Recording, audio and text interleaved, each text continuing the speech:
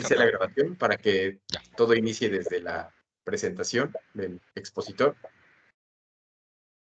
Muy bien.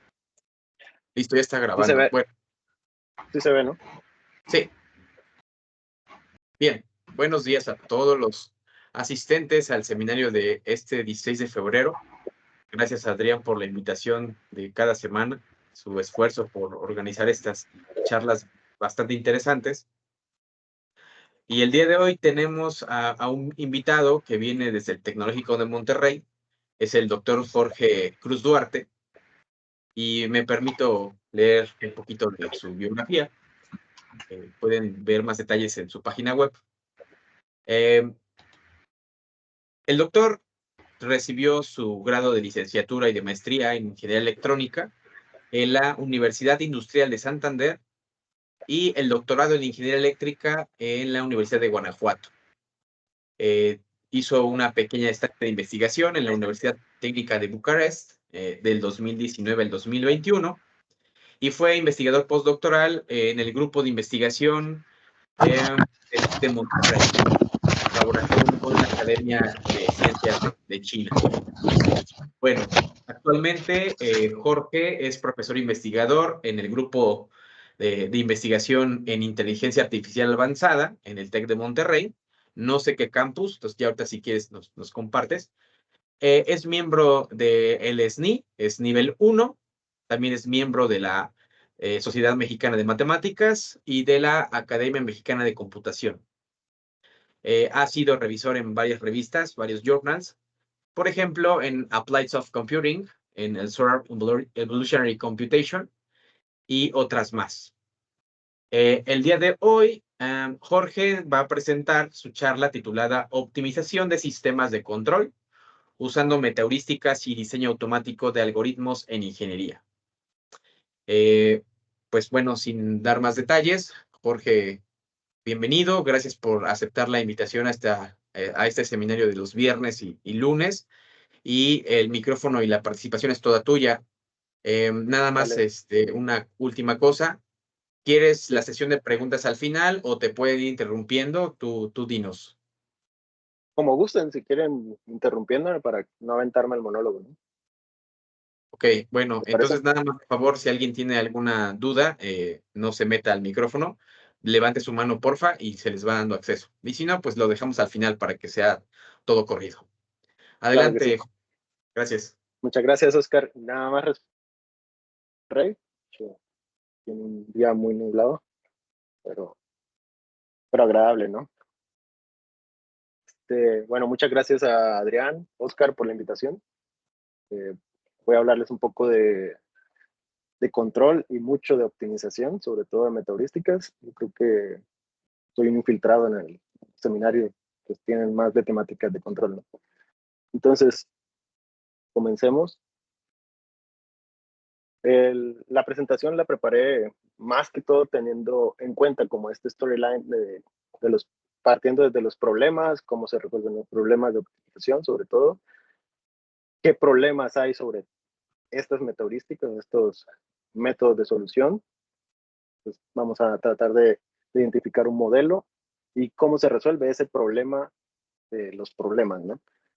Con ello, pues vamos a tener como la llegada de un framework, básicamente nuestro proyecto principal aquí en el grupo de investigación y algunos casos de estudio en los que hemos participado. Aquí sí, definitivamente en teoría de control, ¿no? Entonces, los problemas, como ingenieros, pues los tenemos en nuestro diario vivir y podemos pensar en una definición un poco más formal, un poco más elegante para un problema de optimización bastante sencillo, en este caso teniendo en cuenta que el dominio puede ser cualquier cosa, ¿no? Un dominio arbitrario puede ser combinatorio, puede ser real, puede ser mixto, y tratamos de ubicar o de identificar este tipo de definición de esta forma para poderlo utilizar después en nuestras otras definiciones adicionales. Entonces podemos tener un dominio continuo, podemos tener un dominio combinatorio y algunas otras características de los problemas de optimización que podemos encontrar en la literatura o en nuestro ejercicio como ingenieros o como investigadores,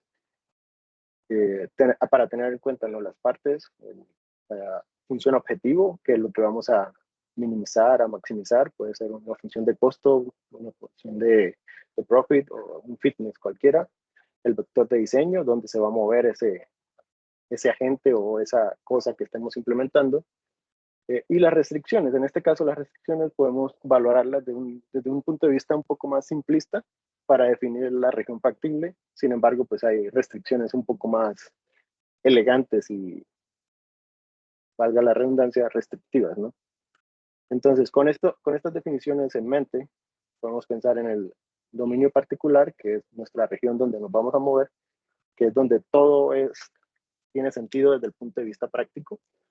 Sin embargo, pues sabemos que las implementaciones o los mínimos o las soluciones desde el punto de vista matemático incluso pueden estar por fuera de esa implementación práctica. La dualidad, poder convertir un problema de minimización a maximización, etcétera, o incluso en aquellos detalles o aquellas experiencias que requieren no solamente minimizar o maximizar un objetivo, sino muchos de estos, ¿no? Entonces, ¿cómo definimos la región factible? Pues algunas restricciones, vamos a tener el dominio, tengan en cuenta que aquí puede ser fácilmente la temperatura, tenemos una temperatura teórica de 0 Kelvin, por ejemplo, justamente abajo, pero pues tenemos alguna restricción práctica para nuestra implementación que no queremos tener una solución que implique una temperatura tan baja, por ejemplo. La dualidad que les manejaba, entonces si tenemos un problema de minimización, de maximización, lo podemos convertir fácilmente en uno del contrario, pues aplicando una transformación bastante sencilla, que en este caso sería multiplicar por -1, ¿no? Algunos de los ejemplos de múltiples objetivos, aquí traigo a colación algunos de los trabajos en los que hemos participado, que es en el diseño de disipadores de calor.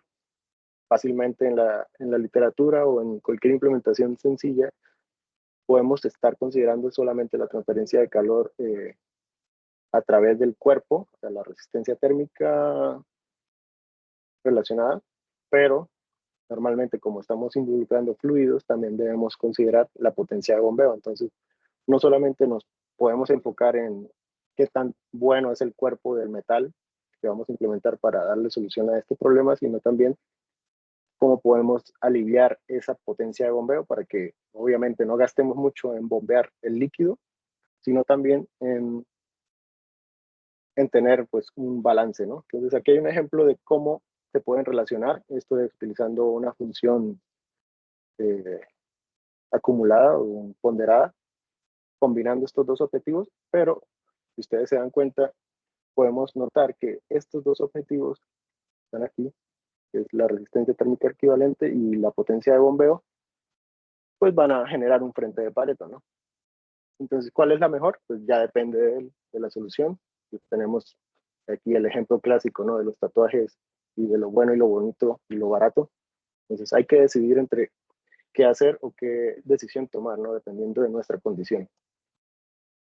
También, a partir de esta información que tenemos en cuenta, podemos definir o no, estaba viendo la otra pantalla, podemos definir o podemos clasificar los problemas de optimización dependiendo de, ya sean de las restricciones, del número de variables, del tipo de variables, el tipo de espacio en el que estamos moviéndonos o el tipo de las ecuaciones con las que nos estamos involucrando. Algunas de las categorías que podemos tener en cuenta en la literatura pues son los problemas continuos. Yo creo que de los diferenciables, el cuadrático, el clásico es la esfera o la función de Young, o ya los no diferenciables, perdón, diferenciables, pero que no son no son cuadráticos, ejemplo de Rastrigin, o pueden ser incluso los discretos, o sea, el problema del agente viajero, o algo ya totalmente estocástico, no diferenciable y bastante un poco más difícil de resolver si utilizamos las técnicas tradicionales, como la función estocástica. Entonces, ¿cómo resolvemos este tipo de problemas? Normalmente, si el problema es tremendamente sencillo, lo graficamos y ya está. Podemos también pensar en evaluar todas las posibles soluciones por fuerza bruta, también es posible, pero normalmente en problemas reales esto no funciona. Muchas veces también tenemos la opción de utilizar métodos tradicionales basados en el gradiente, por ejemplo, con gradiente estocástico, qué sé yo, cualquier cantidad de técnicas. Es posible, pero en algunas ocasiones, en muchas, vamos a depender del punto de inicio. A prueba y error, pues, por ahí va la cosa, ¿no? También podemos incluso intentar encontrar esa solución por azares del destino, ¿no? Pero ¿cuál es la mejor forma para resolver este tipo de problemas? No la hay. Simplemente hay que tratar de encontrar esa manera que nos pueda ser efectiva y para ello están las metaheurísticas, que también las pueden conocer como heurísticas, como algoritmos evolutivos, inspirados, computación flexible, etcétera, etcétera, que nos van a ayudar y nos van a apoyar al menos a aproximar esa solución o ese problema a una solución bastante factible y bastante fácil de implementar en algunos casos.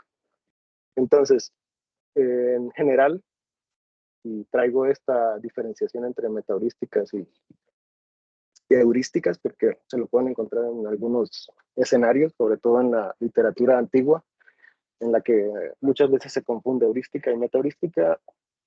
Sin embargo, hay que notar que en lo particular y en lo formal, la heurística es solamente ese operador, mientras que la metaheurística va a ser el conjunto del procedimiento que implementa esos operadores. Entonces, yo creo que la definición más ampliamente aceptada es una estrategia maestra, ¿no?, que controla otro tipo de operación. Aquí está la diferencia que acabé de mencionar. Va a pasar.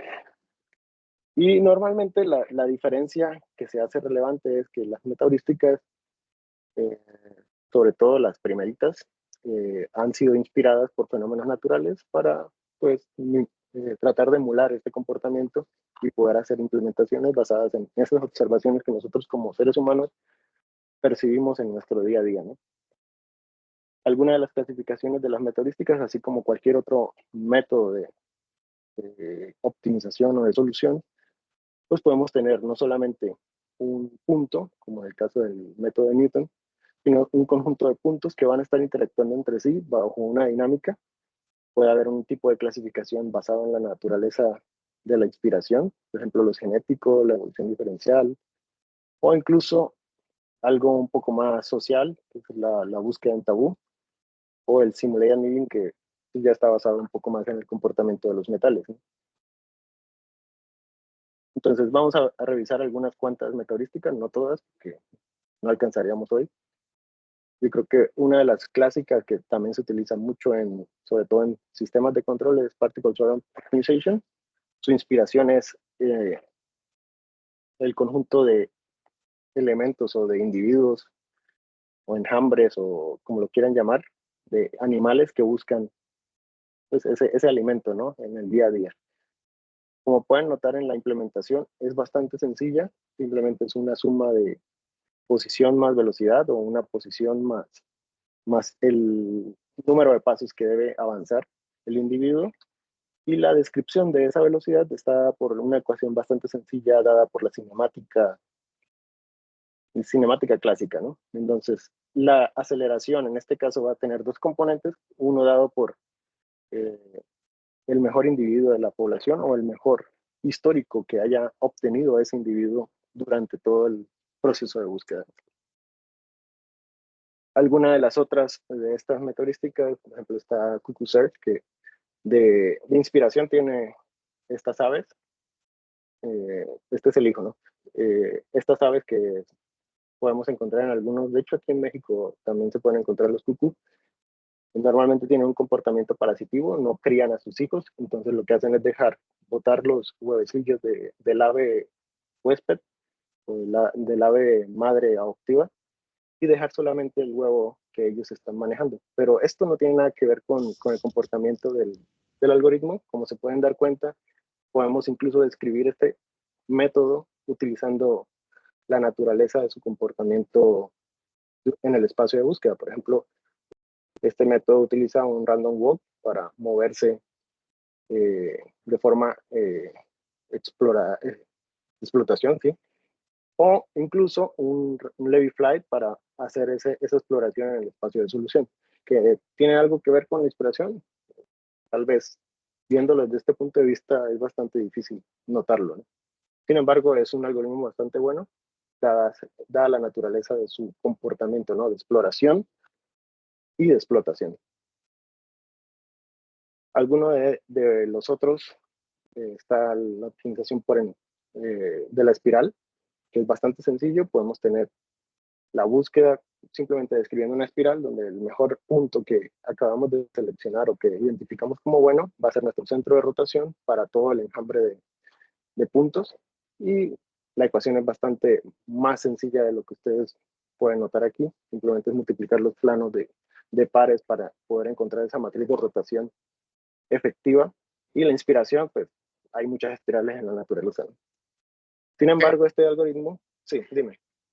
Bueno, perdón que te interrumpa. Creo que alguien levantó la mano y creo que fue el Doc Escalante.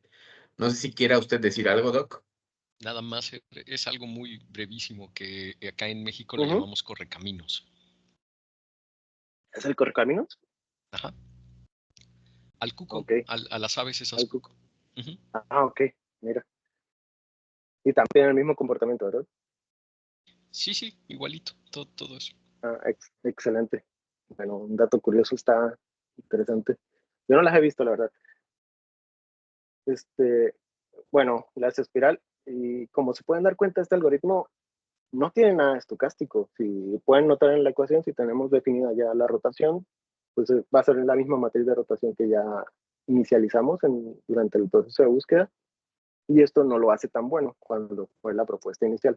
Sin embargo, en alguna propuesta que modificamos 2017 ya, agregamos esa perturbación, esa pequeña componente estocástica y mejoramos considerablemente el conjunto de exploración. Si se pueden dar cuenta, la propuesta inicial fue este determinístico y simplemente al considerar números aleatorios o pequeñas perturbaciones durante el proceso de búsqueda, estamos ampliando la forma de buscar o de explorar el espacio de solución, evitando así esas zonas, evitando dejar de explorar esas zonas que podrían tener una buena solución. Aquí hay algún tipo de comportamiento donde se puede ver una convergencia que pues va mejorando en el caso de, no me acuerdo de función fue, pero va mejorando constantemente, ¿no?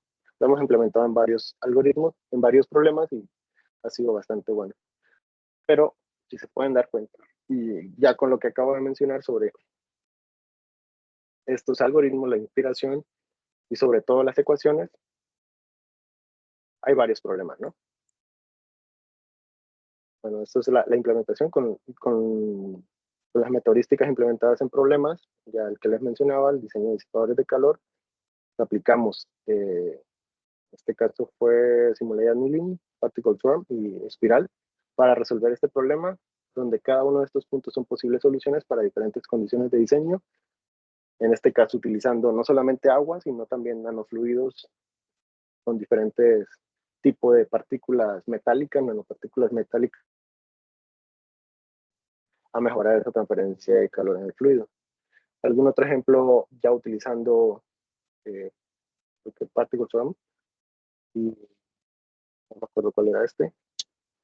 Ah, bueno, Cuckoo Search y Particle Swarm, simplemente cambiando la ventana de búsqueda y poder así identificar ese contorno en aplicaciones médicas, sobre todo en tumores.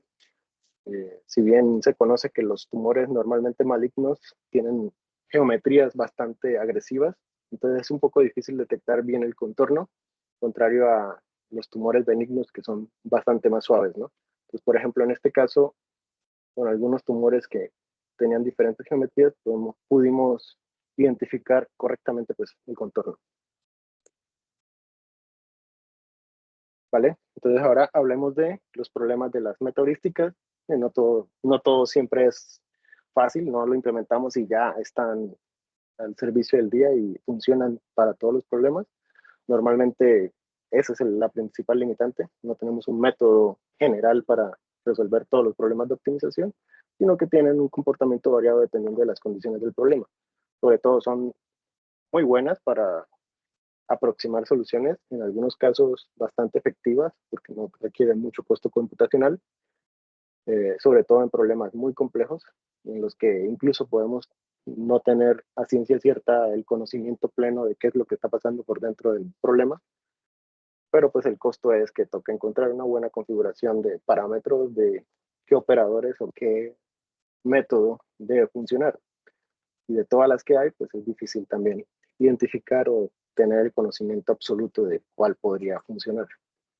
Entonces, con esto en mente y con la popularidad también que ha venido creciendo año con año, yo creo que esta está actualizada. Podemos identificar desde las redes neuronales, algoritmos genéticos,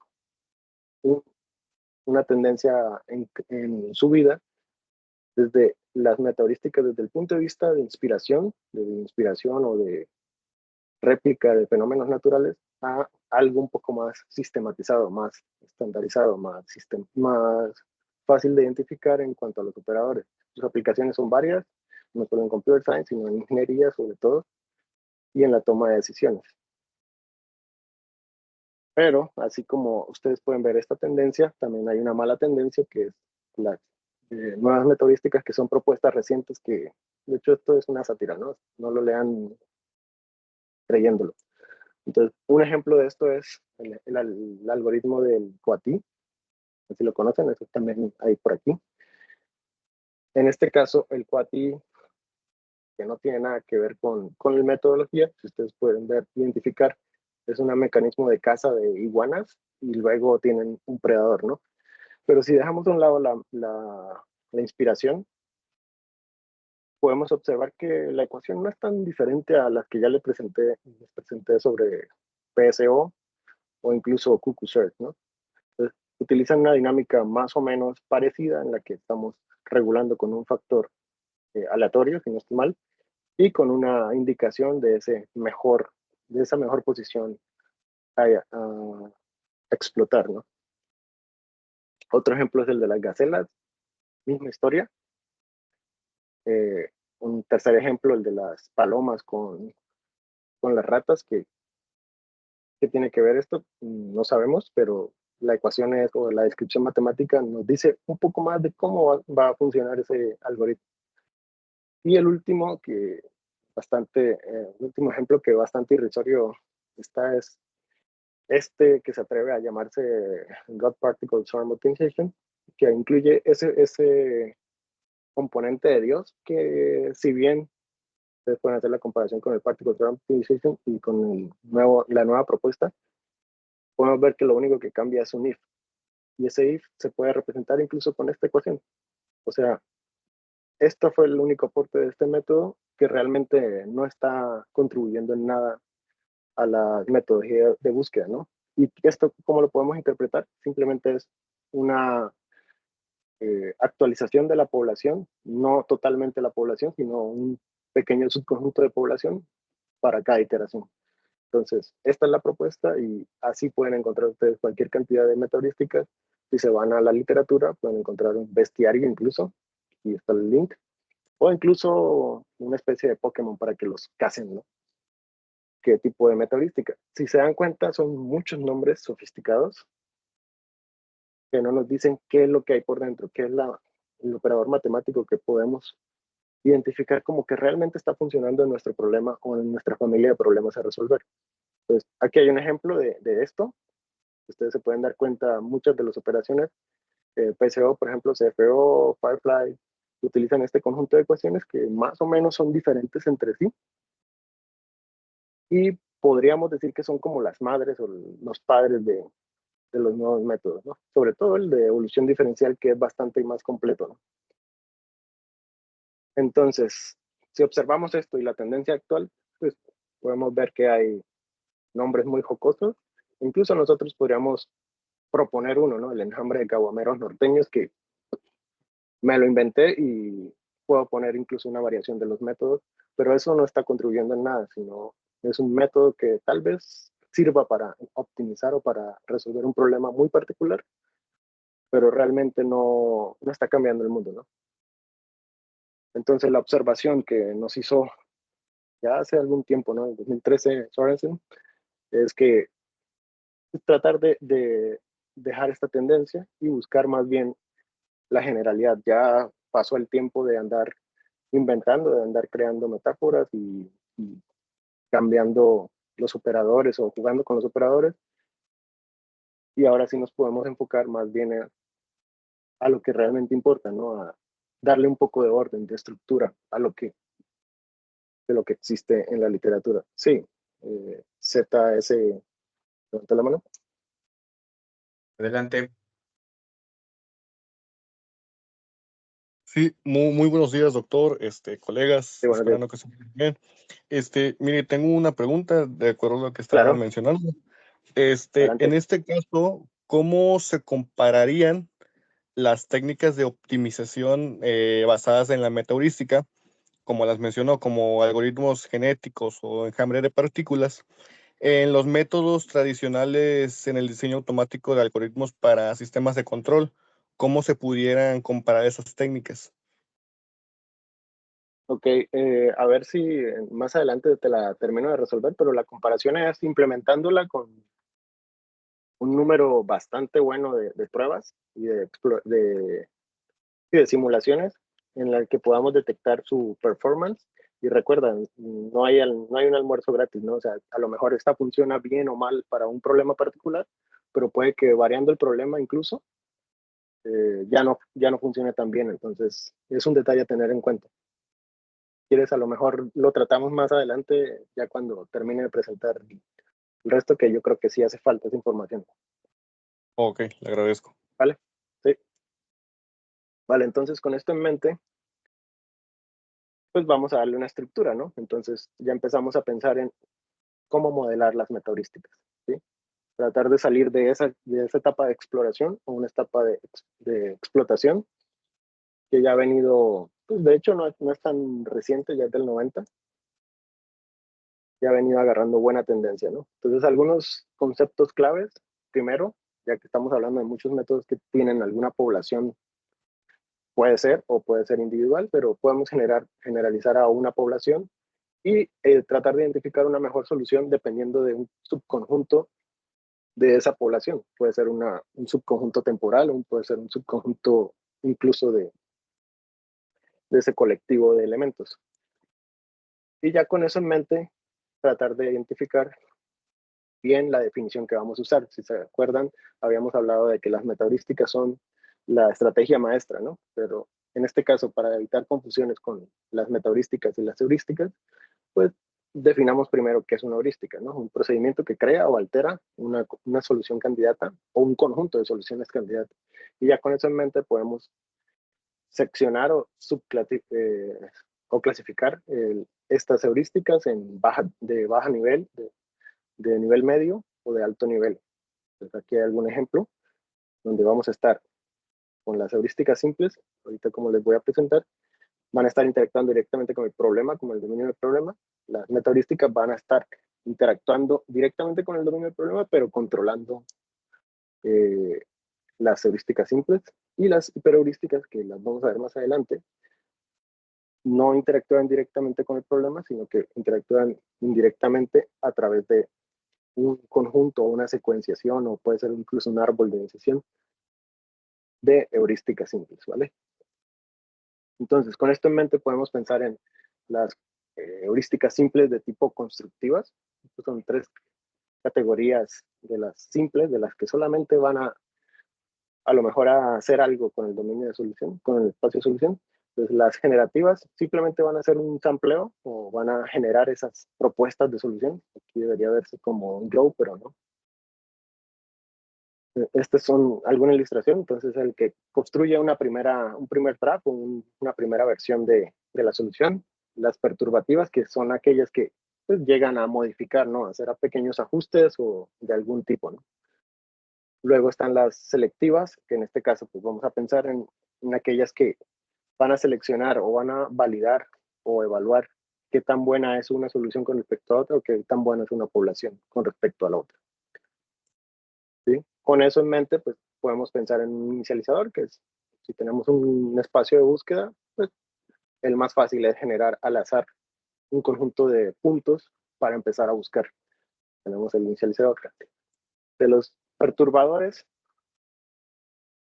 simplemente lo definimos como ese que va a tomar ese conjunto de soluciones, como pueden ver aquí, y modificarlo ya sea ligeramente o incluso hasta borrar la solución anterior y volver a aplicar una inicialización. Y está el selector, en este caso va a decidir si una solución es buena o no, dependiendo de un criterio. Y ese criterio puede estar conformado por diferentes métricas o diferentes valores o diferentes características, ¿no? Por último, y no muy diferente al selector, de hecho lo pongo aquí así como un jefe regañón, es el finalizador, que si notan está muy, muy parecido la ecuación a la del selector, solo que en este caso ese jefe va a estar interactuando no directamente con el problema, sino con el conjunto de heurísticas. A esto es a lo que a lo mejor le podemos llamar la estrategia maestra, porque es la que va a controlar si seguimos aplicando una operación o paramos la aplicación de las operaciones. Ya por último, podemos pensar en una combinación o definir un operador de búsqueda, que es simplemente esta perturbación, la voy a aplicar y luego aplico una selección. A eso le llamamos operador de búsqueda y normalmente es lo que encontramos en la literatura. Entonces, con estas herramientas que tenemos a la mano, vamos a unir puntos y vamos a tratar de, bueno, esto yo creo que luego les paso las diapositivas para que lo analicen, pero simplemente la derivación del modelo utilizando estos conceptos que acabamos de ver, partiendo desde el caso de Newton para la solución de un problema muy, muy, muy trivial, como es la esfera o la cuadrática. Si bien recuerdan de sus cursos, que aplicamos el primer gradiente, encontramos la hessiana, aplicamos la ecuación del método de Newton, que se podría definir como la heurística o el operador de búsqueda, perdón. Y en este caso, pues con una solución, no importa dónde empecemos, pues vamos a tener el punto óptimo, ¿no? Ahora, cambiando un poco el problema a resolver, o sea, ya no lo vamos a encontrar tan fácil, ligeramente, o sea, que sea diferenciable, que podamos aplicar Newton, podemos implementar una inicialización, porque ya no sabemos cómo vamos a empezar, ya nos interesa cómo empezamos, y podemos empezar a aplicar esta operación o este operador de búsqueda basado en Newton varias veces, cuántas veces no sabemos, hasta que haya un criterio de convergencia, ¿no? Entonces tenemos la inicialización del espacio de búsqueda, luego vienen un conjunto de operaciones hasta llegar a una solución en algún tiempo dado, ¿no? Algún punto en algún tiempo dado. Entonces, con esto en mente podemos ya recordar también el operador de finalización, considerando un criterio de convergencia, y así cambiamos esta T, que nos va a dar más bien el operador de finalización, y con esto ya podemos definir que nuestro operador o nuestra operación está dada por este conjunto de operaciones, una composición de aplicación de operaciones de búsqueda, luego de haber inicializado, y así podemos aproximar la solución. Con esto, pues ya llegamos a un modelo matemático para la meta heurística, que podríamos fácilmente definir como el finalizador, que es la estrategia maestra, el operador, que en este caso, si queremos aplicar un método de Newton para cualquier dominio particular, está dado por esto, y el HI, que va a ser nuestra inicialización, va a generar un conjunto de puntos o un punto, ¿no? ¿Listo? Hasta aquí todo bien. Simplemente es una notación que podemos usar para analizar o incluso para crear metaheurísticas.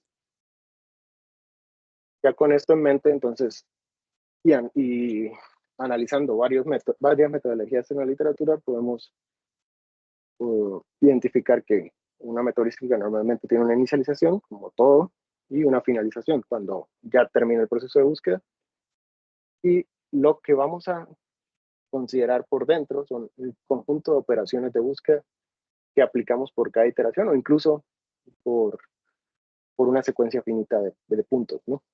Pues todo esto se puede representar incluso con un diagrama de flujo, un flujo de señales, el que inicializa, aplicamos la operación y volvemos, si no se cumple el criterio, volvemos si no se cumple el criterio, pero este operador de búsqueda, ustedes se dan cuenta, puede ser una composición de diferentes operadores de búsqueda. Pues puede ser un operador de búsqueda compuesto por una secuencia de operadores de búsqueda, o puede incluso haber una subdivisión de poblaciones, o algo más complicado, si lo quieren ver así. ¿Vale? Entonces, con este modelo podemos analizar algunas de las metodologías que hay en la literatura. Por ejemplo, el random search, yo creo que es la más sencilla de analizar. Bueno, es una ilustración de cómo se comportaría el random search si lo pasamos a la bioinspiración, no un borracho yendo a casa, por ejemplo. Tenemos inicializador, el operador de búsqueda en este caso estaría compuesto por una variación aleatoria, que la podemos definir de esta forma, y luego viene un criterio de selección que va a ser en este caso un greedy. O sea, si mejora, sí acepto la solución, si no mejora, pues me quedo con la que tengo, ¿no? Y por último, pues el finalizador, que normalmente en muchas metaheurísticas vamos a tener estos dos elementos quietos. Ya en algunas ocasiones se elige otro método de inicialización, pero bueno, esa es otra historia, ¿no? Simile y annealing es algo muy parecido. Tenemos inicialización y tenemos una búsqueda local, ya utilizando algún criterio con una pequeña variación, y luego seleccionamos la solución o esa solución candidata. Sí, si mejora, obviamente, pero si la solución no mejora, también podemos considerarla con una probabilidad que está dada por el criterio de Metropolis, ¿no? Luego está el Particle Swarm Optimization que vimos anteriormente y lo podemos definir también como un perturbador dado por la dinámica del enjambre con su ecuación de la velocidad.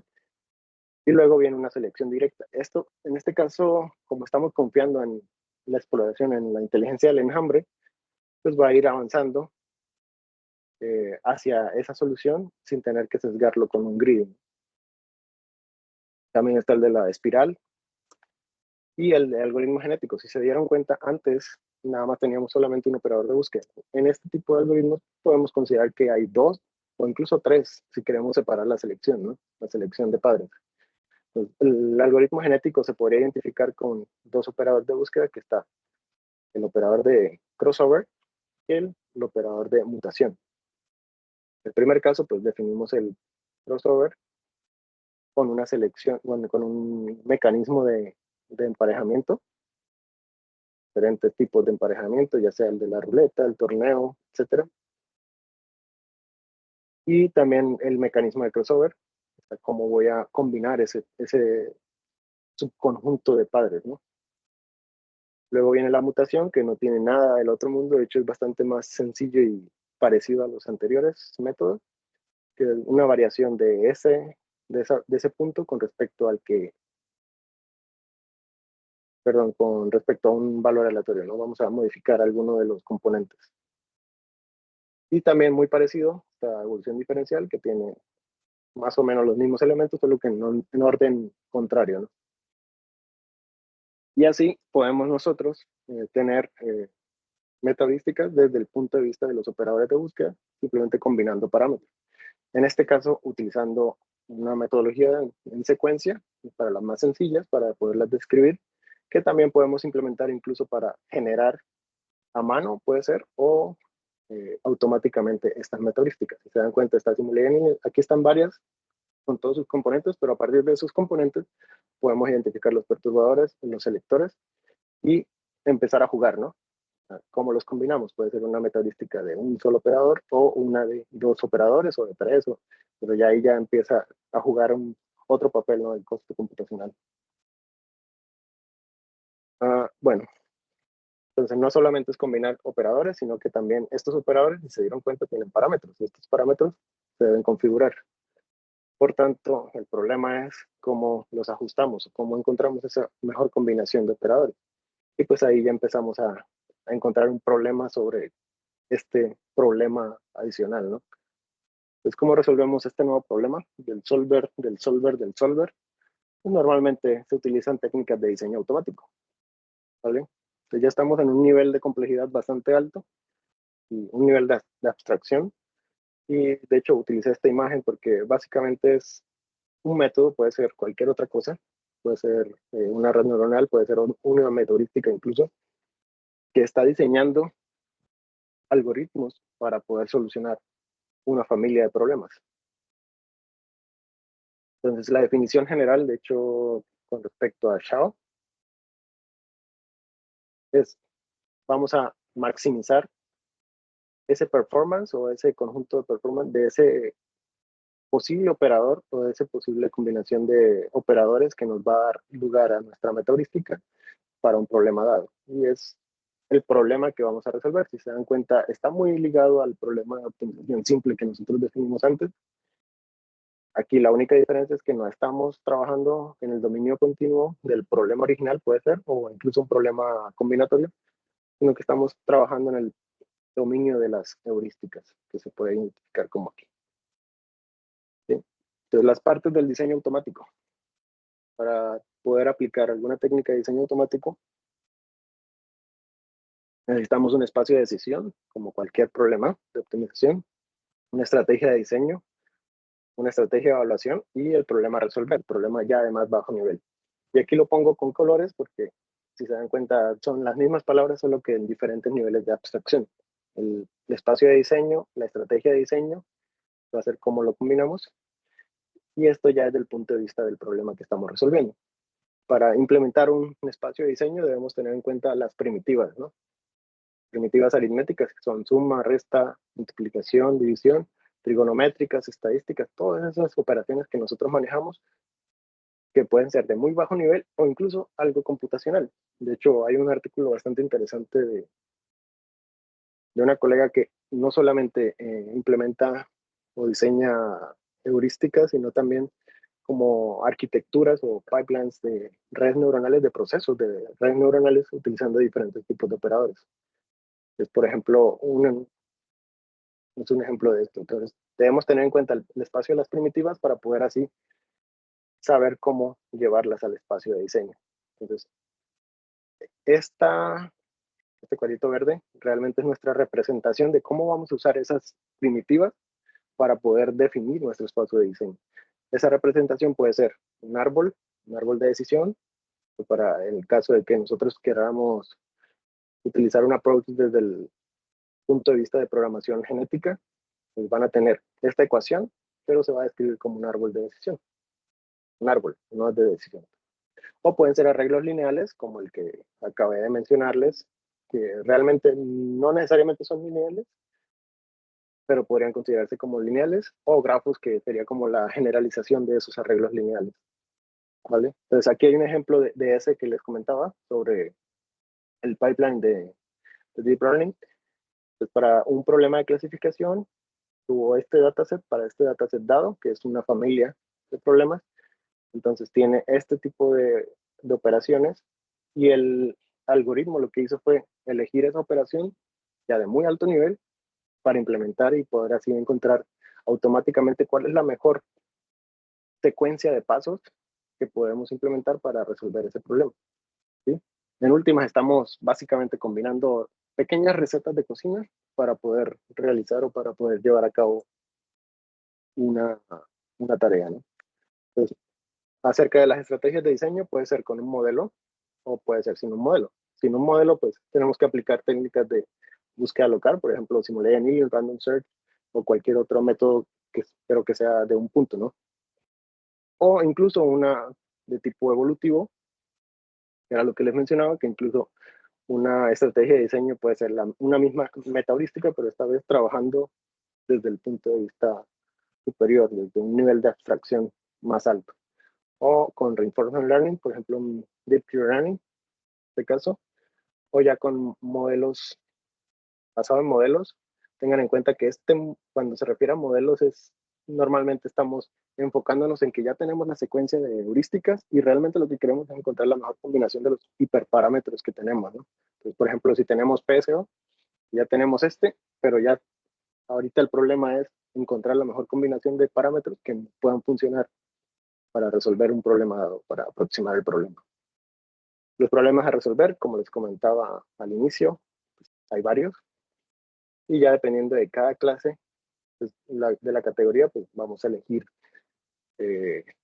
un tipo de operador o un tipo de conjunto de operadores. Para evaluar este problema, para evaluar qué tan bueno es una metaheurística o un algoritmo que nosotros estemos diseñando, que de nuevo, no solamente aplica para metaheurísticas, sino que también pueden ser redes neuronales, pueden ser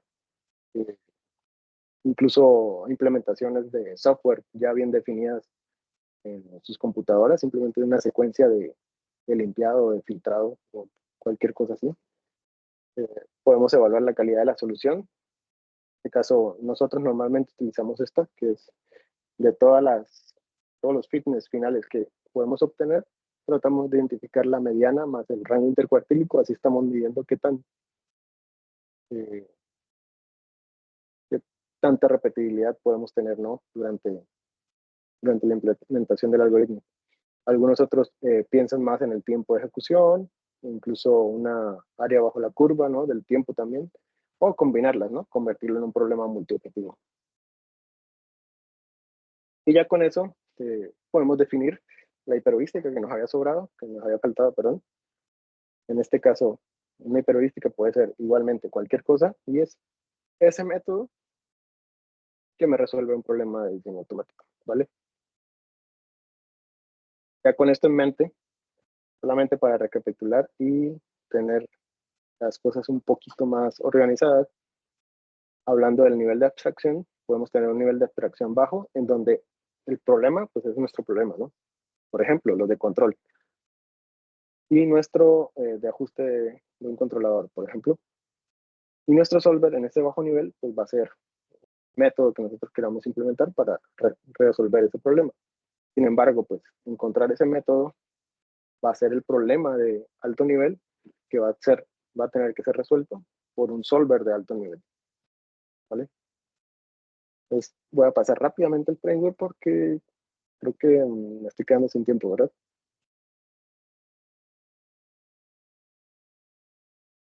Bueno, todo esto que les acabo de mencionar es solamente la base de nuestro framework, que lo pueden encontrar en Python, PyPy.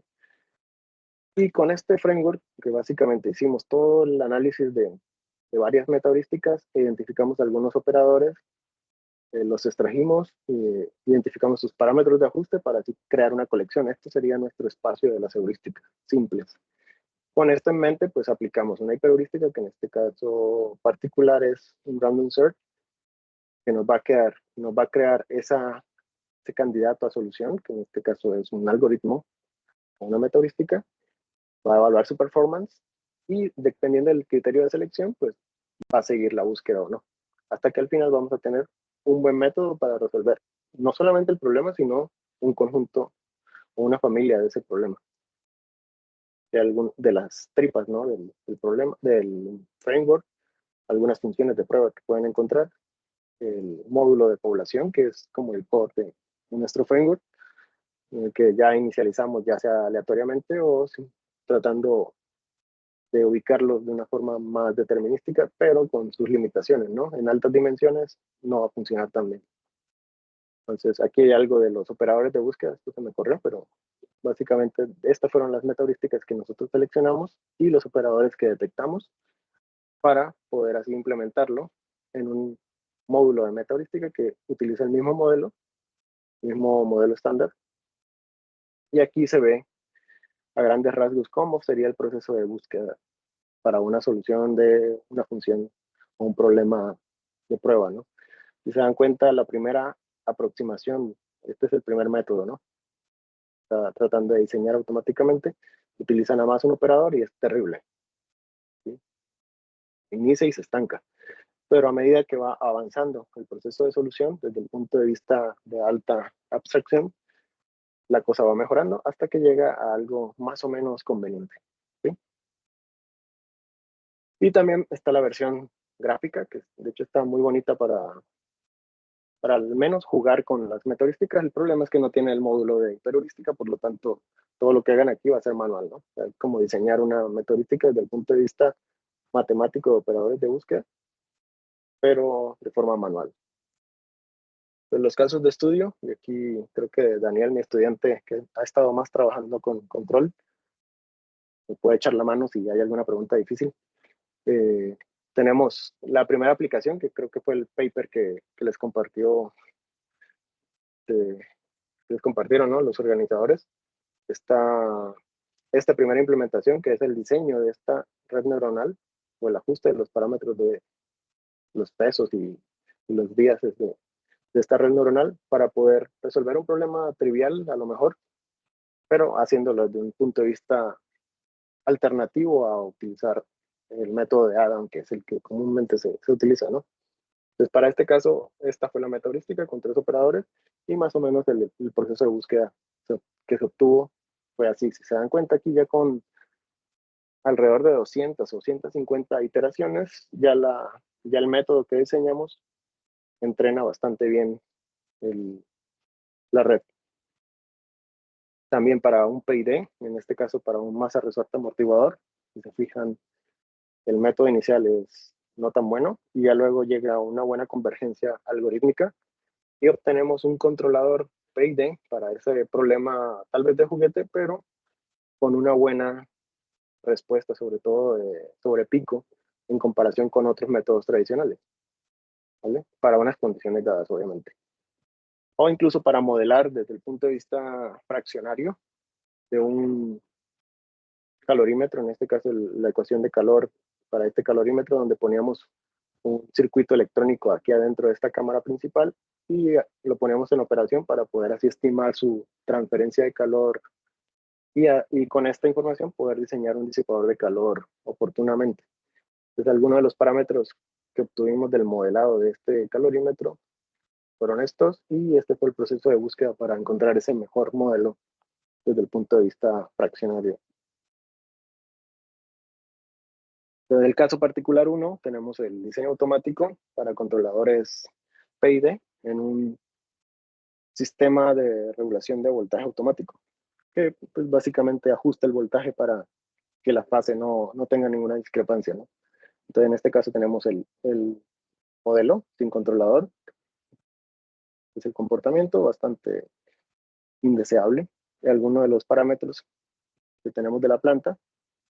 La implementación que hicimos, en este caso, si se fijan, está la meta heurística que va a interactuar directamente con el blueprint o el modelo estándar, que interactúa directamente con la planta y obviamente ajusta el controlador, los parámetros del controlador, y todo esto se corre dentro de una simulación para poder así evaluar el desempeño de nuestro controlador. Aquí hay algunas de las funciones que se utilizaron para poder estimar la bondad o qué tan bueno era el controlador. Y creo que esta es de la misma, entonces aquí está el proceso de búsqueda, alguna de las funciones o las métricas que utilizamos para medir. También la comparativa con alguno de los métodos de la literatura, si se fijan, el ICA y el TSA, que no recuerdo qué significan, pero son bastante consultados y bastante utilizados para este tipo de problemas en particular, sobre todo para controladores de PID en este tipo de escenarios. La comparativa, la respuesta dinámica, si pueden observar, está ligeramente mejor para nuestro ajuste, para nuestro método diseñado especialmente para este tipo de problemas. Y aquí está el comportamiento con algunas perturbaciones. En el caso de ya controladores no lineales, comenzando con los de modos deslizantes adaptativos, también implementamos algo con un buck-bus converter. Esta es la respuesta sin controlador. Algo del error, cómo lo calculamos, la superficie deslizante.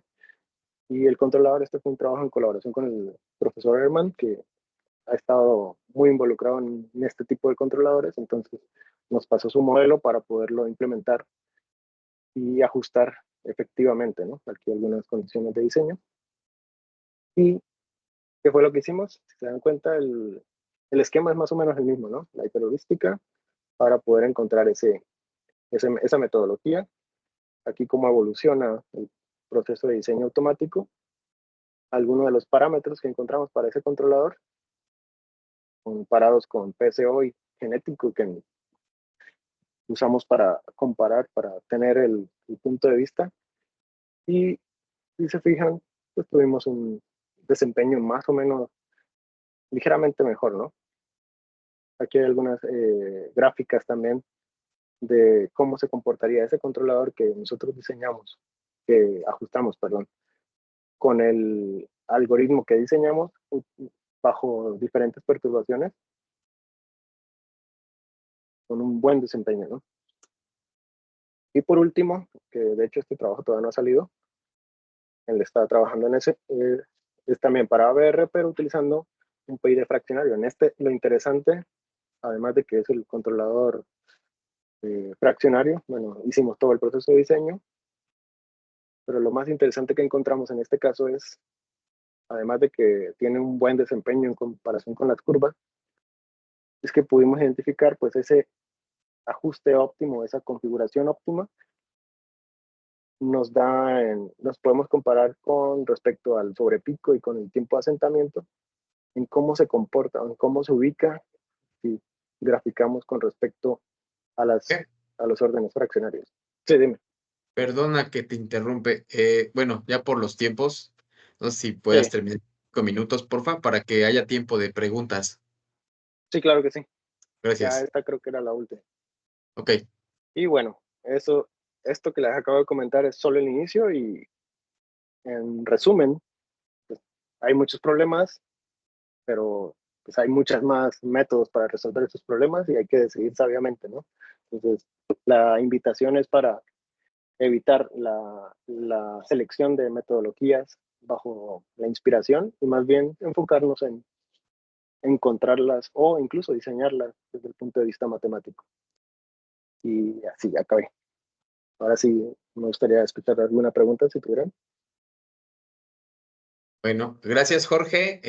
Ahora, para que tengamos tiempo de preguntas, pero bueno, no sé, Adrián, más o menos, tiempo de preguntas nos das, ¿unos 10 minutos?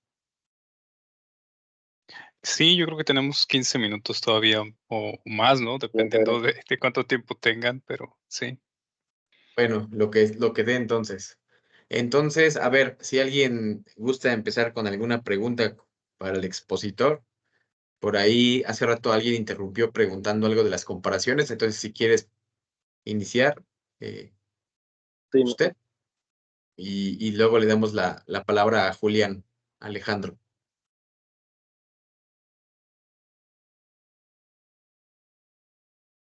Bueno, creo que el alumno de la V ya no está. Ah, sí está, ya encendió su Sí. micrófono.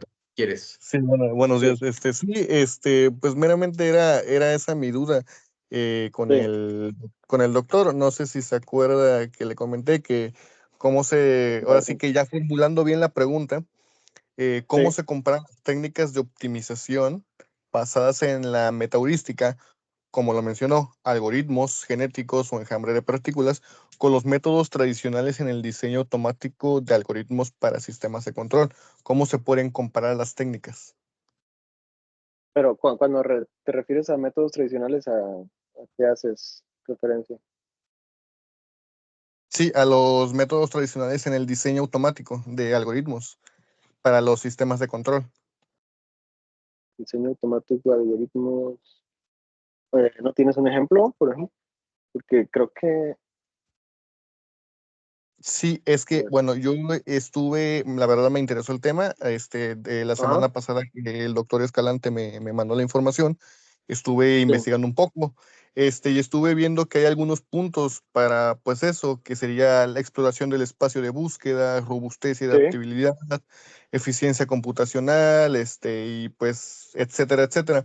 Entonces, me gustaría saber, digamos, en cuanto a la exploración del espacio de búsqueda, la metaheurística, especialmente en qué momento es útil en el espacio de búsqueda. ¿Qué momento es útil en el espacio de búsqueda? Pues depende de qué tipo de metaheurística o qué operadores vas a utilizar, ¿no? En este caso, con el diseño automático, de hecho, por eso puse estas estrategias de diseño. Tú puedes generar una secuencia de que quiero una metaheurística con tantos operadores y el método de solución para este problema pues va a identificar ese conjunto de operadores que mejor exploren el espacio de búsqueda. Entonces, no sé si eso responde a tu pregunta o... Sí, sí, sí, está bien, le agradezco, doctor. Gracias. No sé si Enrique quiera participar para más bien redondear la respuesta y la pregunta. Pero bueno, ahorita hay un muchacho antes. Sí, Sí, vamos bueno, a ver, a adelante, Daniel, Julián. perdón, a Julián Alejandro, que fue el Hola, primer. doctor. Muchas gracias por compartirnos lo que trabajan. Gracias, Julián. Tengo básicamente dos preguntas. Yo estoy trabajando algo así. Yo Sí, trabajo con sistemas con retardo y estoy haciendo optimización de controladores. excelente. ¿cómo determinan la región de ganancias estables? O sea, para variar las ganancias, o sea, el universo o más bien los rangos donde buscan las ganancias dependiendo de la función multi-objetivo, ¿cómo las definen? El rango, pues si ya conoces más o menos en qué dominio están las ganancias, pues defines el espacio factible, ¿no? Ya sea con restricciones simples o ya con restricciones un poco más elaboradas, pero en general, incluso hasta podrías generar un espacio de exploración muy abierto. Obviamente deberías limitar la función de fitness para que, obviamente, si truena la simulación, pues que no se vaya a caer todo, y darle la oportunidad al algoritmo de que te encuentre o que te limite esa región factible. De hecho, hasta podrías implementar algún tipo de búsqueda aleatoria para identificar cuál es la zona donde hay una mejor aproximación, ¿no?, a la solución. ¿Y ¿Sí? cuál algoritmo o sea, bueno, ya ve que en la optimización pues hay varias cosas en las que hay que evaluar, como tiempo Ajá. computacional o a lo mejor la tolerancia que le mete uno a la decisión de decirle al algoritmo, este es el mínimo global. ¿Todos le Sí. daban muy cercano al mínimo global o usted dice, no, pues en la neta el que más me funcionó fue este? Sí hay unas diferencias, te refieres al algoritmo, ¿no? Sí, o sea, es que veo que ahí presentó casi en la última, presentó creo que 4 o 5, presentó el genético, el PCO, ahí, Sí. en el anterior. Sí, por ejemplo, o sea, tomemos de referencia esto. Imagínate que, es que no tengo aquí la diapositiva y si está por ahí Daniel con alguna aporte. Daniel es mi estudiante que ha estado más trabajando en las tripas de esto, en la parte de la aplicación, pero puede ser un genético aquí, digo, el genético no es tan malo, pero un random search aquí, un genético Ujú. y nuestra propuesta, ¿no? Entonces podríamos utilizar esos boxplot para comparar qué tan bueno es con respecto a la variabilidad, qué tan amplio es ese espectro de valores de la función de fitness de lo que se encontró, y con base en eso, pues poder determinar cuál es el mejor algoritmo para implementar. Recuerda que en este caso, como son métodos aproximativos, no vas a tener la solución exacta, ¿no? Entonces, ¿qué es lo que queremos? Que tengamos una mínima variación en este conjunto de soluciones. ¿Sí? Oh, ok. Muchas gracias, doctor. Vale, cualquier duda, ahí estamos. Gracias. Ahora sí, Doc Escalante, su turno. Gracias. Precisamente en esta lámina, Jorge, platícanos un Sí, poquito, sí, del control PID. El I tiene un orden diferente de la D. sí. Eso está muy interesante, ¿no? ¿Puedes Sí, de platicarnos hecho, otro poquito? sí, Órale, de gracias. hecho, si no estoy mal, fue con la definición de Caputo, y lo que hicimos fue considerarlo como variables independientes para así poder tener, pues, un controlador un poco más flexible, ¿no?, durante el proceso de búsqueda. Y aquí, si puedes ver, están los dos órdenes y cómo se comporta el sobrepico y el tiempo de asentamiento con respecto a estos dos órdenes. Es claro que el orden de 1 para ambos casos está en verde, no es para nada bueno, ¿no? Entonces, no solamente el PID podría funcionar, sino que al encontrar el punto óptimo con respecto al lambda y respecto al mu, podemos identificar justamente ese punto que está en el valle, que nos va a dar el menor sobrepico con el menor tiempo de asentamiento. ¿Sí? Está bien interesante. Y no tienes, digamos, como necesidad de que estos tengan alguna, no sé, como alguna relación, alguna forma de decidir, lambda debe de ser tantas veces mu, o estar en alguna desigualdad, o satisfacen la desigualdad de Minkowski. Ya ves, como esto en los Sí. espacios LP y cosas así. Eso está como Digo, interesante, ¿no? sí, no lo hemos hecho, pero estaría interesante explorarlo. Aquí solamente, pues, los abrimos y a ver cuál es la mejor opción, ¿no? Desde el punto de vista práctico. Esta Pero es la hasta mejor desde el punto de implementación y ya. vista práctico, mi buen Jorge, yo pienso que Sí. ahí algo debe de salir interesante acerca de Claro. una versión hipersimplificada del teorema fundamental del cálculo, versión Caputo, entre lambda y mu. Entre lambda y... Ajá, eso estaría Sí. interesante explorar. Sí, de Muchas hecho, gracias, Jorge. Sí, ahí requerimos más variaciones, ¿no? Del tipo de planta para tratar de identificar ese patrón que nos dices. Muy bien. ¿Adrián? Ahora sí, va Adrián. Listo. Creo que, no sé si Julián, ¿vas a volver a preguntar otra cosa, Julián, o te das la mano alzada? Ah, no, Pero dejé bueno. la mano alzada, perdón. Primero, gracias, Jorge, por tu tiempo y por tu disponibilidad de exponernos, la verdad. Eso lo agradezco mucho. Y Con pues gusto. yo sí tengo varias dudas. A ver, La dime. primera es que yo veo que cuando veía tu paper, una de las aplicaciones que me llamaron la atención era, pues, y si entendí bien, es el entrenamiento de redes neuronales, ¿verdad? Sí. Usar algoritmos evolutivos, sí es un método más rápido o que incluso el gradiente descendiente estocástico, o cómo lo ves. Realmente no es la mejor alternativa, ¿no? Porque aquí nos estamos saltando a toda la parte del backpropagation y todo lo que hace, todo lo que implica Adam, ¿no? Sino simplemente estamos utilizando pues todo el conjunto de valores a optimizar y encontrar la mejor solución. Realmente es un poquito más tardado, la verdad, Sí, ¿no? pero solamente Y fue la prueba, ¿no? Del juguete. bueno, pues, pero lo que sí te digo es que lo que hicieron sí se me hace muy útil, porque creo que tiene otras aplicaciones que pueden tener mayor impacto. Por ejemplo, si te entendí bien, en este momento tienes una forma de decidir qué operadores puede tener tu algoritmo evolutivo y Exactamente. cuáles son los más óptimos. Es decir, si veo, hay otro problema similar. Podríamos pensar en el problema de identificación de sistemas, elegir cuáles son los operadores que te dan la ecuación que representa mejor un modelo para un fenómeno. Exactamente.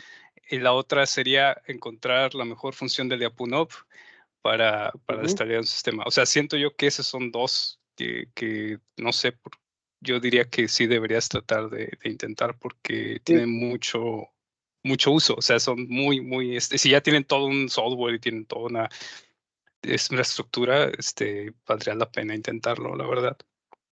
Sí, de hecho, justamente ese es uno de los approaches que se suele manejar en la literatura, que ya sea, obviamente, utilizando las primitivas, así como dice la identificación del sistema.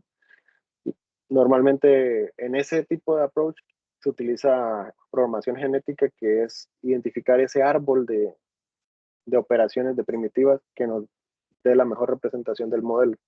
En nuestro caso, utilizamos estos arreglos lineales con ya operadores predefinidos de la literatura, identificar la mejor secuencia, ¿no? Pero, pues, obviamente, todos estos operadores que les mencioné, ya sea el de QQ o el de Particle Swarm, también se puede describir como un árbol, ¿no? Entonces, incluso hay si queremos ir un poco más al fondo de la abstracción, podemos plantear el problema de identificar también el árbol para así poder formar el operador y luego poder formar la metaheurística. Bueno, y una última duda, que si tienes algún momento y encuentras algo, bueno, más que una duda, es como una